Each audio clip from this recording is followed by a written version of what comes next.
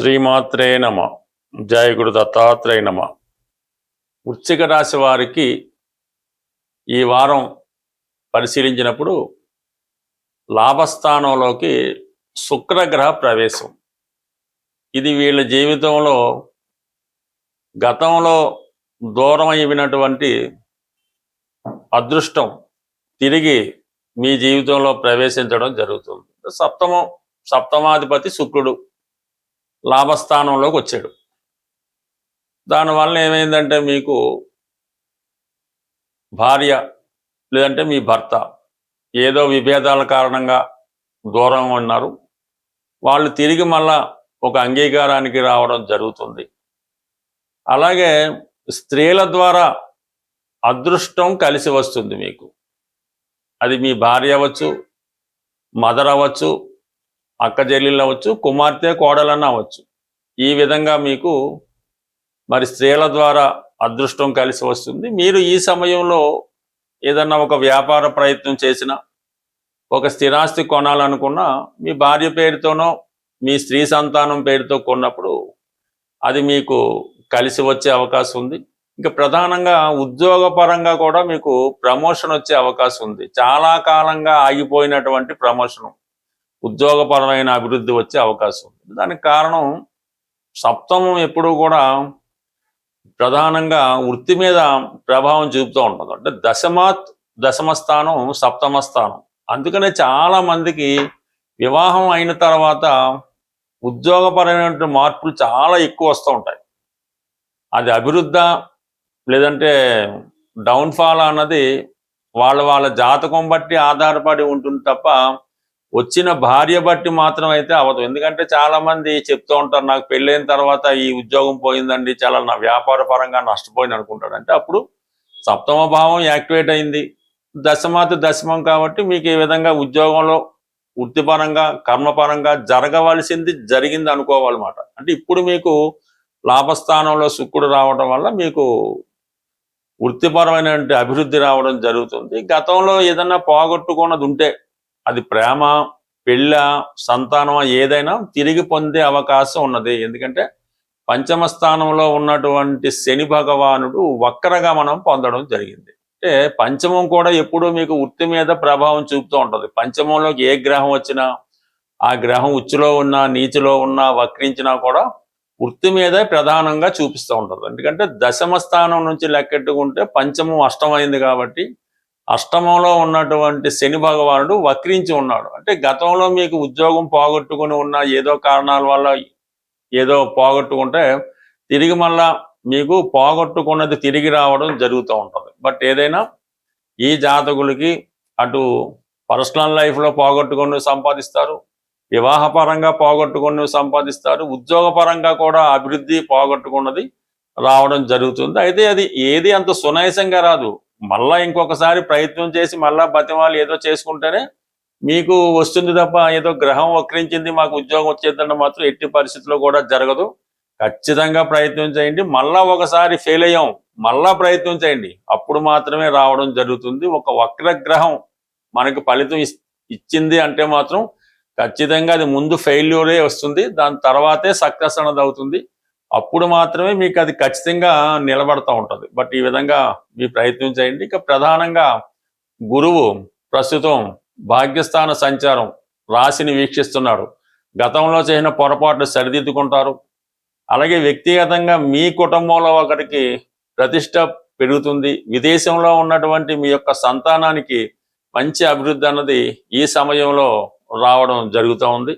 అలాగే ఈ కుజుడు రాష్ట్రాధిపతిగా కుజుడు రాశిని వీక్షించడం వల్ల అటు అనారోగ్య సమస్యలతో ఉన్న వాళ్ళకి ఆరోగ్యం సమకూరుతుంది. బట్ ఏదైనా ఒక నిర్ణయం తీసుకునేటప్పుడు చాలా నిదానంగా ఆలోచించి నిర్ణయం తీసుకుంటేనే మంచిది తప్ప తొందరపాటు నిర్ణయాల వల్ల నష్టపోవడం జరుగుతుంటుంది. బట్ సప్తంలో ఉన్నటువంటి కుజుడు సడన్ గా నిర్ణయం తీసేసుకుంటారు, తర్వాత ఇబ్బంది పడుతుంటారు, ఇచ్చిన మాట వెనక్కి తీసుకోలేక ఇబ్బంది పడుతుంటారు. కాబట్టి ఆలోచించి నిదానంగా మీకు నిర్ణయం తీసుకునే ప్రయత్నం చేయండి. బట్ ఏదైనా భార్యాభర్తల మధ్య మళ్ళా తిరిగి విభేదాలు రాకుండా కొద్దిగా సర్దుబాటు ధోరణిలో ఉంటేనే మంచిది. గురు పౌర్ణమి సందర్భంగా మన పరిహారాల్లో మనం ప్రతి వారం చెప్తున్నట్టుగానే ఈ వారం మీకు గురుగ్రహ అనుగ్రహం కోసం, అంటే గురువు యొక్క అనుగ్రహం ఉంటే, అంటే మన జాతకంలో గురు బలంగా ఉంటే సంతానం మంచి అభివృద్ధిలోకి రావడం, సత్సంతానం కలగడం, ధన విషయంలో ఎప్పుడూ కూడా లోటు లేకుండా ధనయోగం పొందడం, అలాగే మంచి జ్ఞానం, దైవభక్తి, సంస్కారం ఇవన్నీ కూడా మనకి గురువు యొక్క బలాన్ని బట్టే రావడం జరుగుతూ ఉంటుంది. మనం జాతకంలో ఉన్నటువంటి గురువు యొక్క బలాన్ని పెంచుకోవాలంటే, ఈవెన్ స్త్రీలు పెళ్ళవ్వాలన్నా కూడా గురుబలం తప్పనిసరి. కాబట్టి గురువు యొక్క యంత్రం, అంటే మా గురువు గారు అయినటువంటి ఈ గురు యంత్రాన్ని అప్పుడు గురు పూజ సందర్భంగా సుమారు ఒక 25 సంవత్సరాల క్రితం మాకు ఇవ్వడం జరిగింది.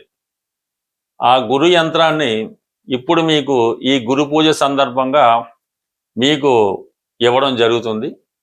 మీరు ఈ గురువు యొక్క యంత్రాన్ని స్వయంగా పసుపు రంగు పేపర్ మీద, అంటే ఎల్లో కలర్ పేపర్ తీసుకున్నా పర్వాలేదు, లేదంటే వైట్ పేపర్ మీద శుభ్రంగా పసుపు రాసి, ఆ పసుపు రంగా తయారు చేసి దాని మీద ఎరుపు రంగు సిరాతో, లేదంటే మీకు రాయడానికి వీలైతే ఎరుపు రంగు సింధూరంతో కానీ దాంతో కానీ ఈ 9 గడులు యంత్రాన్ని తయారు చేసి అందులో ఈ యంత్రంలో చూపిన విధంగా అంకెలు వేయవలసి ఉంటుంది. అది మీరు స్వయంగా వేయవలసి ఉంటుంది. ఈ యంత్రాన్ని మీరు తయారు చేసినంత సేపు కూడా మనసులో ఓం నమస్వాయ అనుకున్నా పర్లేదు, ఈ కింద ఇచ్చిన గురు మంత్రాన్ని చదువుతూ తయారు చేయనా పర్లేదు, బట్ ఓం నమస్వాయ అన్నది సర్వసా బాగుంటుంది. కాబట్టి ఆ నిష్ఠతో మీరు గురువారం రోజు గురుహోరలో ఈ యంత్రాన్ని ఏ సైజ్ అయినా పర్లేదు తయారు చేసి మీ పర్సులో, లేదంటే మీ క్యాష్ బాక్స్లో, లేదంటే మీ వ్యాపార సంస్థలో, మీరు ఎక్కడన్నా సరే ఇది పబ్లిక్గా పెట్టుకోవచ్చు, లేదంటే మీరు బీరువాలో అన్నా పెట్టుకోవడం వల్ల కంప్లీట్గా మీకు ఈ గురుబలం పెరుగుతూ ఉంటుంది. ఈ గురుబలం పెరగడం వల్ల ఆటోమేటిక్గా మీకు ఈ స్త్రీలకు సౌభాగ్యయోగం కానీ, సంతాన యోగం కానీ, మగవాళ్ళకి ధనయోగం కానీ, ముందు మంచి జ్ఞానం ఇవన్నీ కూడా లభించడం జరుగుతూ ఉంటుంది.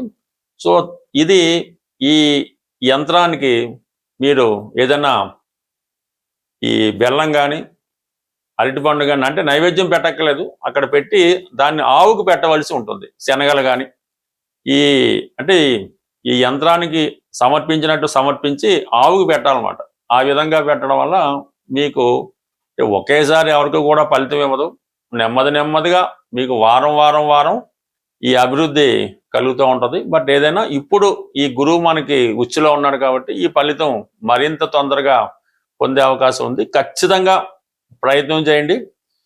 మీరు ఫలితం మీరే చూసి ఆశ్చర్యపోతారు. మనం ప్రతి సంవత్సరం మా సంస్థ జ్యోతిష విజ్ఞాన కేంద్రం తెలంగాణ, హైదరాబాద్ వారి ఆధ్వర్యంలో ఈ గురు పూజ అన్నది నిర్వహించడం జరుగుతూ ఉంటుంది.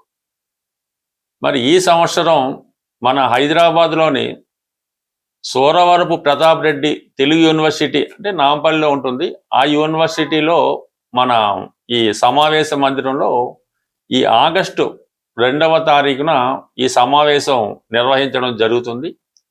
ఇది సుమారుగా ఉదయం 10 గంటల నుంచి సాయంకాలం 5 గంటల వరకు జరుగుతుంది. ఇందులో మీకు ప్రముఖ వ్యక్తులు ఆహ్వాన పత్రికలో చూపించినట్టు వాళ్ళు వారి జీవితంలో కనిపెట్టినటువంటివి, పరిశోధించినటువంటి ముఖ్యమైన విషయాలు ప్రసంగ రూపంలో, అంటే ఒక విద్యార్థికి గురువు చెప్పిన విధంగా వాళ్ళు మీకు కొన్ని రహస్యాలు చెప్పడం జరుగుతుంది. చివరిగా మేము ఎంచుకున్నటువంటి ఈ సంవత్సరం గురువు గారికి సత్కరించడం కూడా జరుగుతుంటుంది. మరి ఎవరైతే ప్రతినిత్యం మా ఈ సమావేశాలకు హాజరవుతుంటారో వాళ్ళు ఎక్కడున్నా సరే తప్పకుండా ఈ సమావేశానికి ఆగస్టు 2వ తారీఖున తప్పకుండా ఇచ్చేసి ఈ గురువుల యొక్క వాళ్ళు ఇచ్చినటువంటి ప్రసంగాలను ఆస్వాదించి ఈ సభని విజయవంతం చేస్తారని ఆశిస్తూ స్వస్తి.